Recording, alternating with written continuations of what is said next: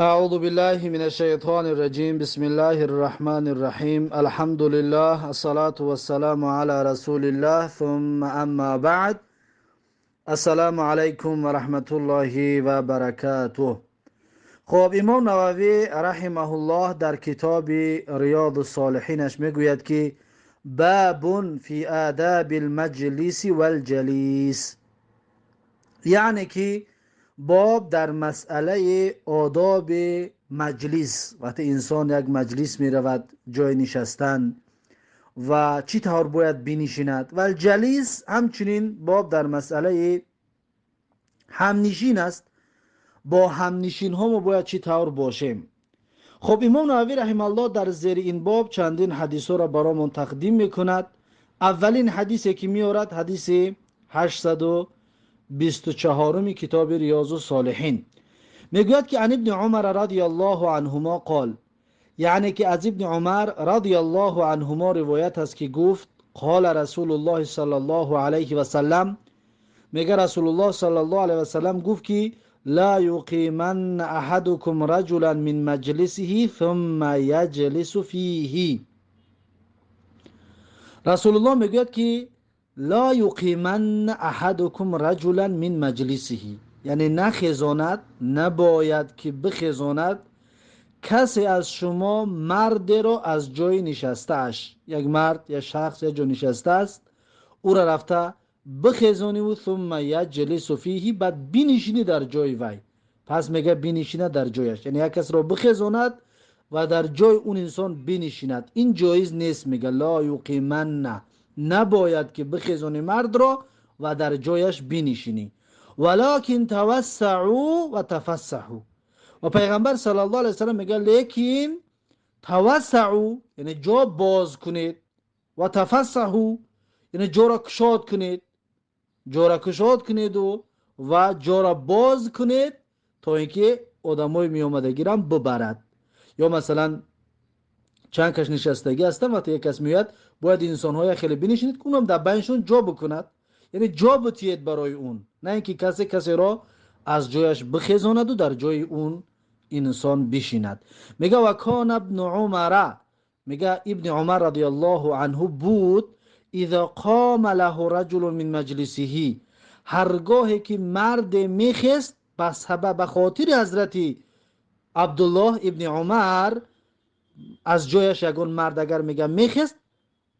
لم یجلس فیه، ابن عمر میگه در جای اون انسان نمی نشست. یک کس مثلا ابن عمر می آمد کسی اگر جاش میداد ابن عمر در جای اون نمی نشست، زیرا که این حدیث پیغمبر را شنیدگی بود. این حدیث متفق علیه است. بعد از این حدیث 525 وعن ابي هريره رضي الله عنه ان رسول الله صلى الله عليه وسلم قال، یعنی که از ابو هریره رضی الله عنه روایت است هر این رسول الله صلی الله علیه و سلم گفت که اذا قام احدكم من مجلس ثم رجع الیه فهو احق به، یعنی هرگاهی که بخیزد مرد از جای نشسته اش، یعنی یک کس از جای نشسته اش بخیزد، اذا قام احدكم هرگاهی که کسی از شما بخیزد من مجلسه از جای نشسته اش ثم رجع الیه، همین انسان خستگی باز پس گردد به جایش، مثلا رفت یک جا و باز گشته به جایش آمد، فهو احق به، میگد پس انا همین مرد خستگی خودش حق دارتر است به این مکان، یعنی باید همین انسان خودش بشیند. مثلا یک کس از یک جا میخیزد میرود جاش کسی دیگر آمد شیشت، اون مرد با گشته آمد، این آدمی که در جاش نشستگی است باید جای اون را خالی کند، زیرا که حق اون انسان است، مکان و جای اون انسان اول نشستگی است. رواه مسلم، این حدیث را امام مسلم روایت کرده است. بعد از این حدیث 826 وعن جابر ابن سمرة رضی الله عنهما قال، یعنی که از جابر ابن سمره رضی الله عنهما روایت است که گفت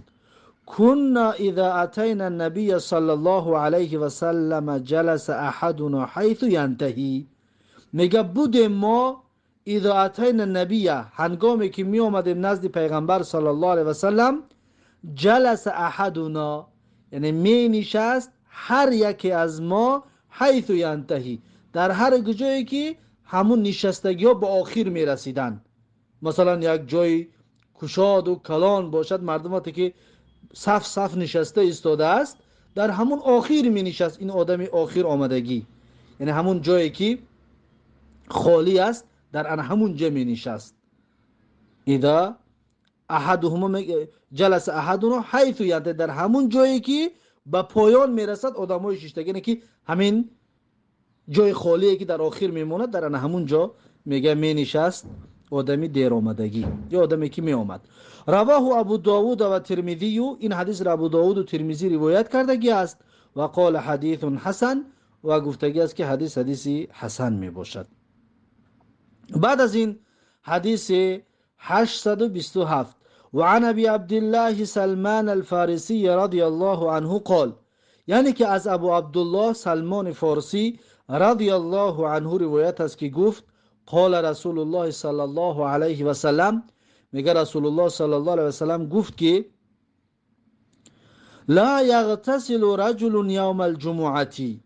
ويتطهر ما استطاع من طهر. لا يغتسل رجل يوم الجمعة،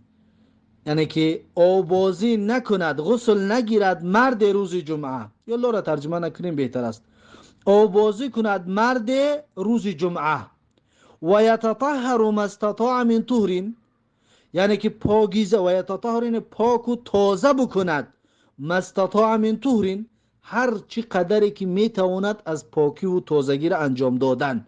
ان همون قدر پاکی و تازگی را انجام بتید. و یدهن من دهنه، و یدهن من دهنه یعنی که روغن بکند از روغنش. مثلا زمانهای پیش موی سری بلند که میگذاشتن روغن میکردن موی سراشونه،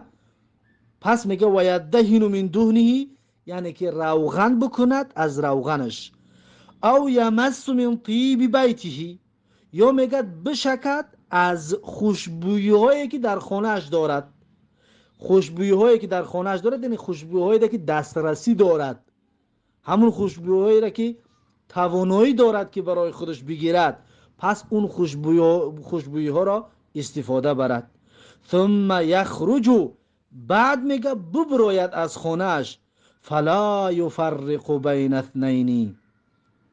پس این انسان جدا نکند بین دو کس، یعنی به سوی مسجد برود و در صف بنشیند، بین دو کس جدا نکند. ثم یصلی ما کتب له، بعد نماز بگذارد، آن نمازی که نوشته شدگی است برای وی، مقرر شدگی است، آن نمازی که تواناییش دارد، پس اون نماز را بخواند. یعنی نماز نافله وقتی مسجد میره پیش از جمعه، اگر که امکان باشد نماز تحیه مسجدت را یا نماز نافلهش را بخواند. ثم ینصت اذا تکلم الامام، پس خاموش بیستد، ینصت یعنی خاموش، و خاموشی را رعایت بکند. اذا تکلم الامام، هنگامی که امام سخن میگوید، امام خطبه که میکند، خطبه امام رو گوش بکند. الا غفر له ما بینه و بین الجمعه الاخرى، چیکار میکند اگه این کار را که کرد؟ غفر له، بخشیده میشود برای این انسان، ما بینه و بین جمعه الاخرى، آن چیزی که آن زمانی که در بین این انسان و بین جمعه دیگری که هست، یعنی یک هفته اینه گناهش بخشیده می شود اگر ان همین کارها را به همین طریقی که بیان کردیم انجام داد. یعنی که آبازی روز جمعه را بکند، بدنش را پاک و تازه بکند و روغن استفاده ببرد و خوشبویی را استفاده ببرد و از خانهش ببرد و بین دو کس در صف نماز جدایی ناندازد و نماز نافله را تحیه مسجد و نافله در مسجد بخواند. پس امام خطبهش کاملا گوش بکند. هر کسی که این کار را انجام میتید، غفر له ما بینه و بین جمعه الاخرى، بخشیده میشود برای این انسان اون که بین این انسان و بین جمعه آینده که هست، بین جمعه دیگری که هست، اون بخشیده میشود. رواه البخاری، این حدیث را امام بخاری روایت کرده که هست. بعد از این حدیث 828 وعن عمرو بن شعيب عن أبيه عن جده رضي الله عنه أن رسول الله صلى الله عليه وسلم قال، یعنی که از عمرو بن شعیب از پدرش از بابیش رضی الله عنه روایت است که ان رسول الله صلی الله علیه و سلم قال، هر میگه پیغمبر صلی الله علیه و سلم گفت که لا يحل لرجل ان يفرق بین اثنين الا باذنهما، یعنی حلال نیست برای مرد، برای شخص حلال نیست که ان یفرق بین اثنین، یعنی جدایی با اندازه در بین دو کس،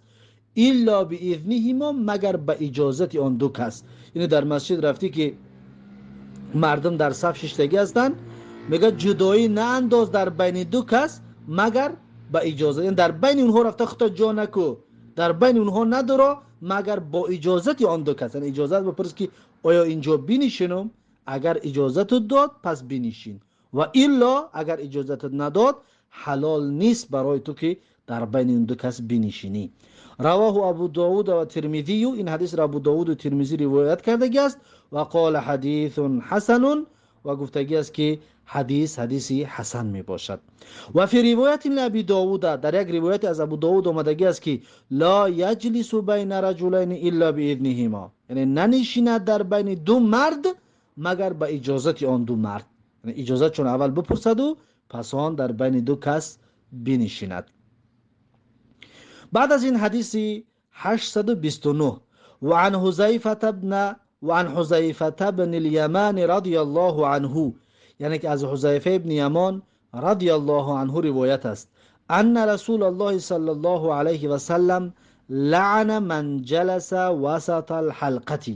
میگه که هر آن رسول الله صلی الله علیه و سلم نفرین کردگی است، لعنت کردگی است شخصی را که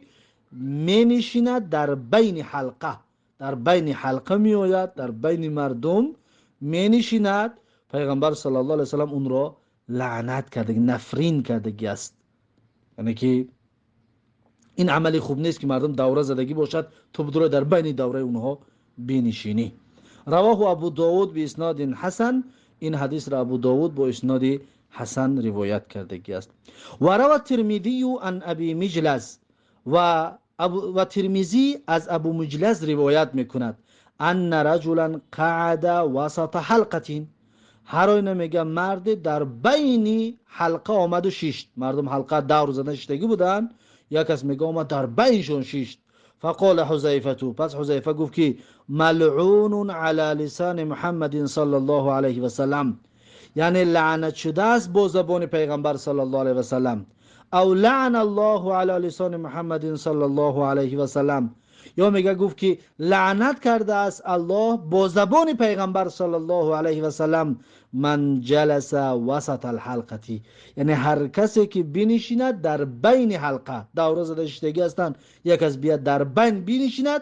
او را میگه اون انسان ملعون است به زبان پیغمبر، یا که الله لعنتش کرده است به زبان پیغمبر، میگه این انسان را. قال ترمذی حدیث حسن صحیح، امام ترمذی میگه حدیث حسن و صحیح می باشد. بعد از این حدیث 830 وعن ابی سعید الخدری رضی الله عنه قال، یعنی که از ابو سعید خدری رضی الله عنه روایت است که گفت سمعت رسول الله صلی الله علیه و سلم یقول، میگوید شنیدم رسول الله صلی الله علیه و سلم رو که میگوید خیر المجالس اوسعها، یعنی بهترین مجلسگاه ها، یعنی بهترین جایهایی که انسان ها برای نشستن آماده میکند اوسعها است، یعنی که وسیع ترینش است. یعنی انسان وقتی که یک معرکه میکند، یک جای هم نشینی میکند، یک جای آماده میکند، باید اونجا را چنان کلان بکند، وسیع بکند، پهن بکند، کلان بکند، زیرا که پیغمبر میگه خیر المجالسی، یعنی بهترین جایهای نشستن جایی است که کلان است و وسیع است. رواه ابو داود به اسناد صحیح علی شرط البخاری، این حدیث را ابو داود با اسناد صحیح با شرط بخاری روایت کردگی هست. بعد از این حدیث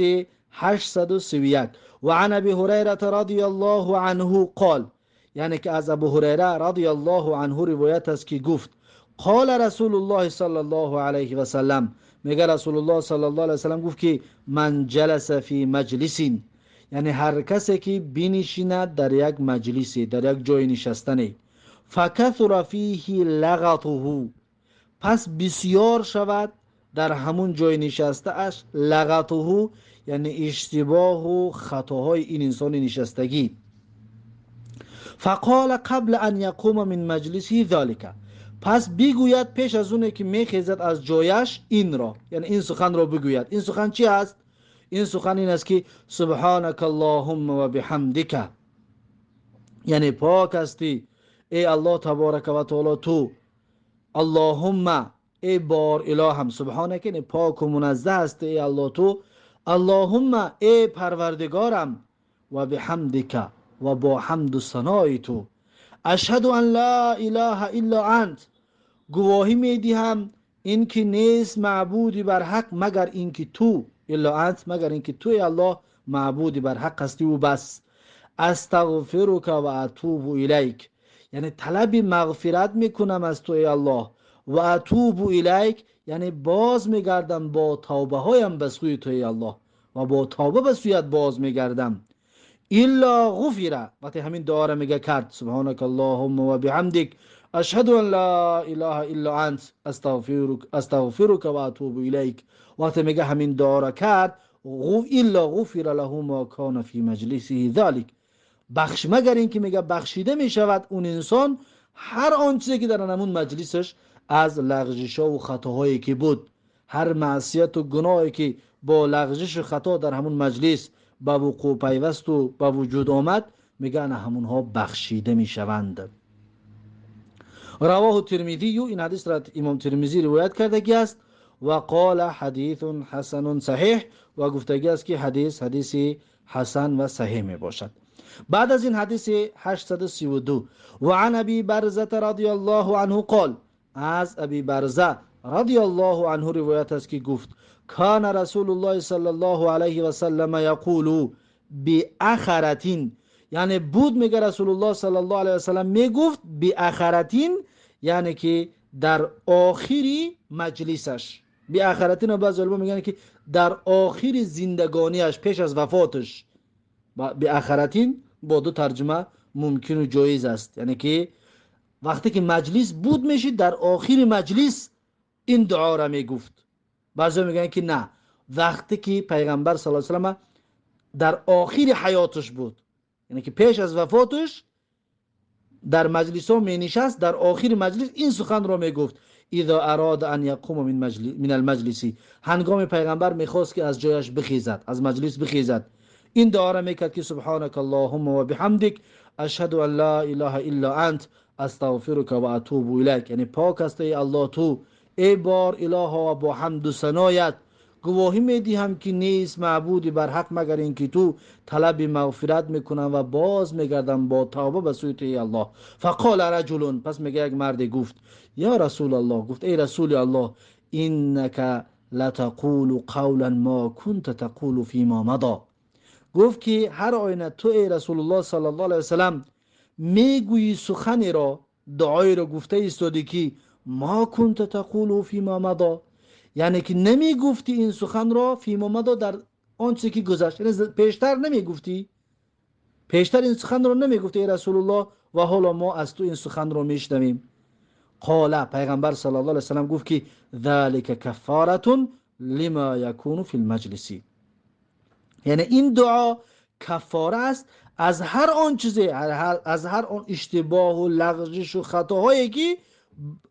با وجود می آید فی المجلس، یعنی در جای نشسته، یعنی کفاره است، سبب بخشش است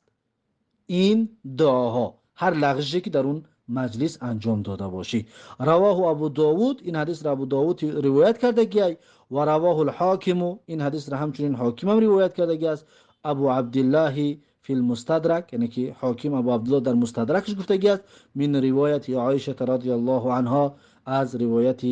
حضرت عایشه رضی الله عنها است. و قال صحیح الاسنادی، و گفتگی است که صحیح الاسناد است، یعنی که اسنادش صحیح می باشد. خب این بود حدیث 832. بعد از این حدیث 833، حدیث 833 را انشاءالله درس آینده خواهیم گرفت. پس این بود درس امروزه همون. با همین درس امروزه را به پایان میرسونم تا درس آینده. الله حافظ و مددگار. بارک الله فیکم و جزاکم الله خیرا